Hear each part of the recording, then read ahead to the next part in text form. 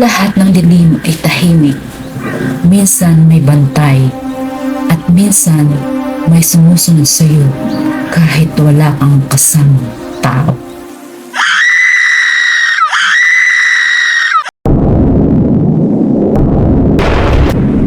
Si Evie ay sibol ng Maynila. Lumaki siyang nakamulatan ang nasa gitnang pamumuhay.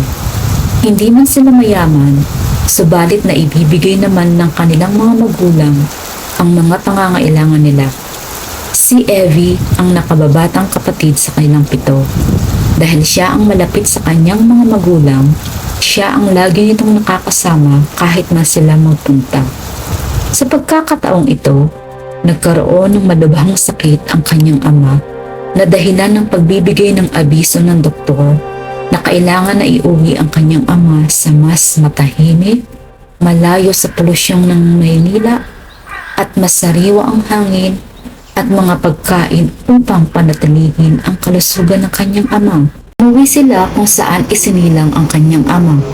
Sa probinsya na malayo sa Kamaynilaan, tahimik ang lugar, walang signal, di walang ingay. Pero may kwento ang mga matatanda tungkol sa bantay ng dilim. Ito ay isang anino o bagay na sumusunod sa mga tao. Apo, huwag kang lalabas ng hating gabi. Maliban sa madilim at hindi ka pa sanay dito. Sa lugar namin, baka may sumunod sa'yo. Ano ba ang ibig niya sabihin? Gusto ko pang marinig ang kwento ng lugar na to.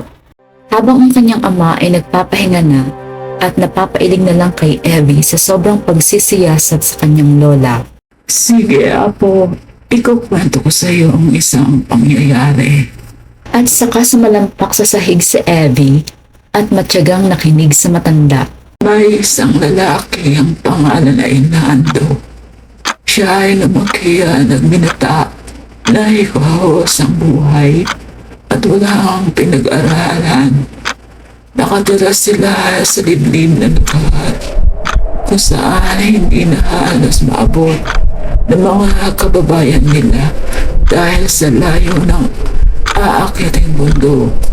Si Nando ay simpleng binata na ang kinabubuhay ay panlalambat sa karagatan tuwing ating gabi. Dahil sa kulang ang kanyang pinag-aralan, wala siyang mahanap na disente na trabaho. Kung kaya't isang kahig, isang tuka sila.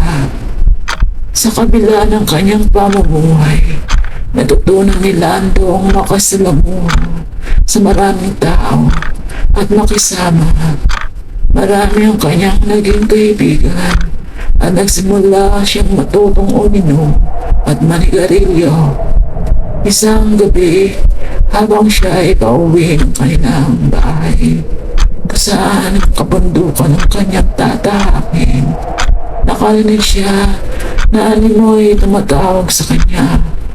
Hindi niya pinansin at nagpatuloy siya sa paglalakad. Ngunit sa kanyang pagkabigla, may isang nilalang ang sa kanya ay nagpakita. Nahihintakutan man si Lando. Hinarap niya ang nilalang at sinabing, Anong klaseng nilalang ka? Bakit ka napapakita sa akin? hindi tumugon ang nilalang. Subalit may inabot sa kanyang animo ay itim na maliit na libreta. Kahit nanginginig sa takot si Lando, ay kinuha niya ang inabot sa kanyang bagay at bigla ay naglaho ang nilalang sa harap niya. Nang makarating sa bahay si Lando, binuksan niya ng munting itim na libreta. At dito ay may mga nakasulat ng mga Latin. Pinag-aralan niya ang mga nakasulat sa libreta nang wala siyang kaalam-alam kung ano ang may dudulot sa kanya. Lumipas ang ilang araw, muli nagpakita ang nakakatakot na nilalang sa kanya. Ngayon, ikaw na ang magmamay-ari ng libretong itim at mo sa pagtulong sa kapwa mo.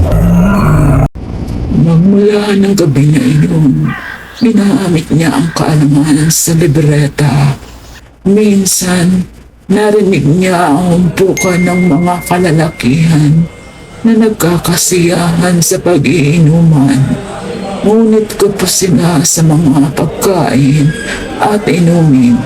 Lumapit siya sa umpukan at Kulang kayo sa inumin at pagkain, huwag kayong mag-alala, magbibigay ako ng pera. lumayo sa umpukan at kumuha ng mga dahon at dinasalan. At sa bigla, ito ay unti-unting naging perang papel. Bumalik siya at ito ay iniabot sa mga tao. Madalas may mga taong nagpupunta sa kanya upang magpatawas at ito ay kanyang pinauunlakan. Madalas siya mismo ang nakikipaglaban sa mga engkanto o malino. Pahihirapan kita hanggang hindi mo ibinabalik ang kanyang katawang espiritu. Ibabalik ko na! Ngunit magbigay ka ng kapalit tulad ng dugo ng manok at pakakulan ko ang katawan ng espiritu niya!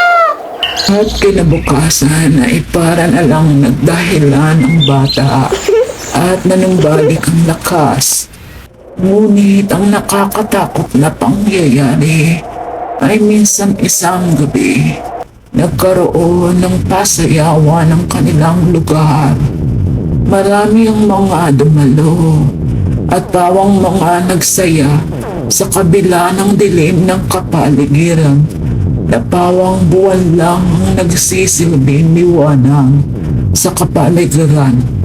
Dahil sa likas na probinsya ito, isa sa mga nagsasaya ay si Lando. Lumalim ang gabi at patuloy na mga nagsasayang mga tao. Isa sa mga kakilala ni Lando na kababaryo ay nais na umuwi. Ngunit wala sa kanya ang nais sumama dahil lahat ay nagsasaya pa. Kailangan niyang lakasan ang kanyang loob kahit madilim ang kapaligiran at malayo-layo ang kanyang lalakarin mula sa baryo patungo sa kabundukan. Naulinigan ni Lando ang kanyang kababaryo at siya ay lumapit at Huwag kang mag-alala, Nina. Masasamahan kita sa iyong pag-uwi upang ikaw ay alalayan. tuwang-tuwa ang kanyang kababaryo at nakahinga ng maluwag. Sa wakas, may makakasabay siya sa pag-uwi ng mundo.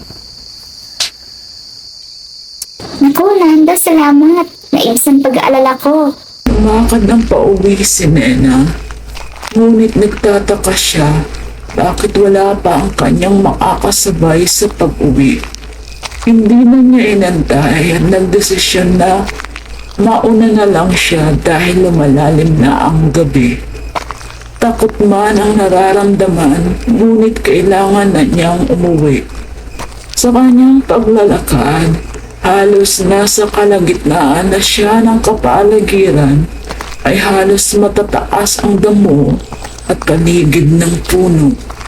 Ang dilim ay bumabalot sa daan at pawang mga kuliglig ng hayop ang kanyang mga naririnig. Pabigat ng pabigat ang kanyang nararamdamang takot. Nang bigla ay nakarinig siya ng parang may sumusunod sa likuran niya. Ngunit ito ay may distansya.